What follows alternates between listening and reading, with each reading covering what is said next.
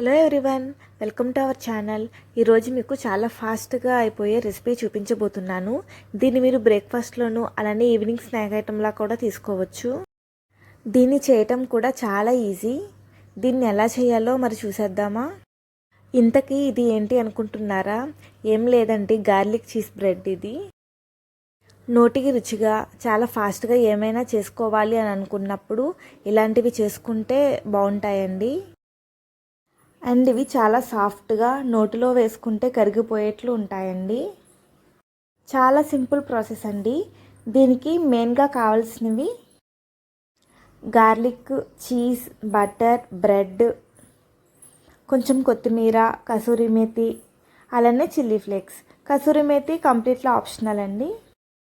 Stove on చేసుకొని pan పెట్టుకొని 1 spoon oil వేసుకోవాలి. ఆయిల్ వేడయ్యాక వెల్లుల్లి రేకలు పొట్టు తీసుకొని వేసుకోవాలి. నేను ఇక్కడ ఒక వెల్లుల్లిపాయ మొత్తం యూస్ చేశానండి. వీటిని బాగా సాఫ్ట్ అయ్యేంత వరకు సిమ్లో పెట్టుకొని ఫ్రై చేసుకోవాలి. ఇలా బ్రేక్ చేస్తే ఈజీగా బ్రేక్ అయ్యేటట్లు ఫ్రై చేసుకోవాలి. ఈ ఫ్రై అయిపోయాయి కదా, ఇలా ఫ్రై అయ్యాక స్టవ్ ఆఫ్ చేసుకొని పక్కన పెట్టుకోవాలి. ఇప్పుడు ఒక ప్లేట్లోకి ఇలా ఫ్రై చేసిన వెల్లుల్లి రేకలని తీసుకోవాలి.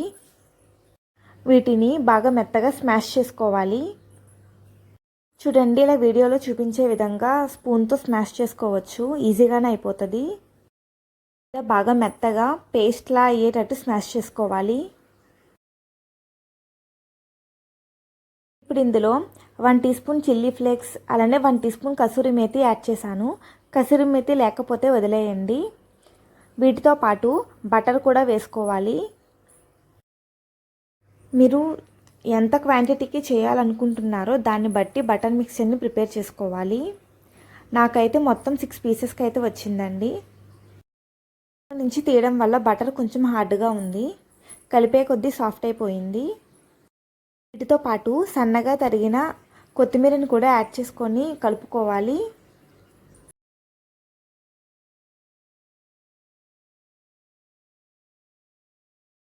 అన్నిటినీ బాగా మిక్స్ చేసుకోవాలి.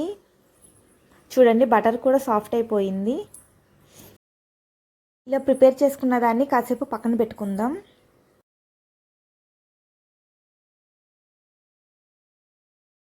ఇప్పుడు 4 బ్రెడ్ పీసెస్ని తీసుకొని ఇలాగ ఎడ్జెస్ కట్ చేసుకోవాలి. ఎడ్జెస్ కట్ చేసుకోకపోయినా పర్లేదండి.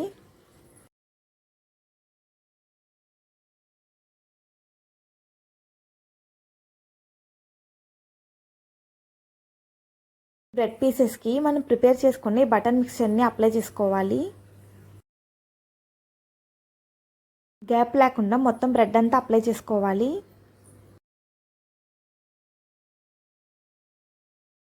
ఇలా అన్ని పీసెస్కి కూడా మనం ప్రిపేర్ చేసుకుని బటర్ మిక్చర్ని అప్లై చేసుకోవాలి.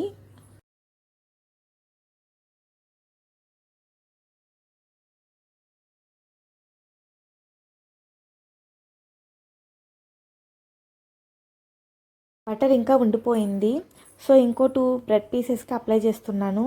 ఇప్పుడైతే ఎడ్జెస్ నేను కట్ చేయలేదండి.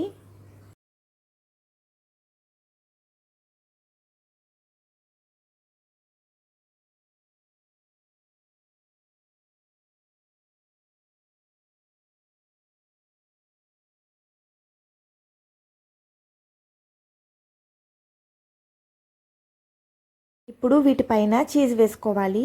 చీజ్ ఎక్కువగానే వేసుకోండి, టేస్ట్ బాగుంటుంది.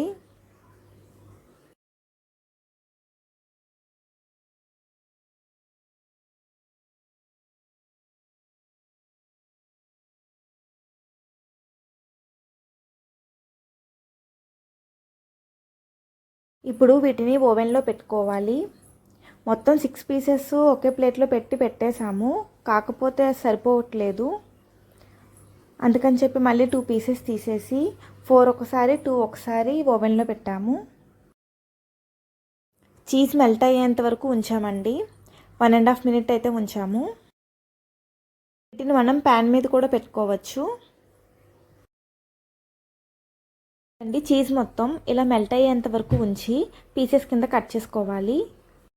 ఇవి కట్ చేసేలోపు రిమైనింగ్ 2 కూడా మేము ఓవెన్లో పెట్టేసాము.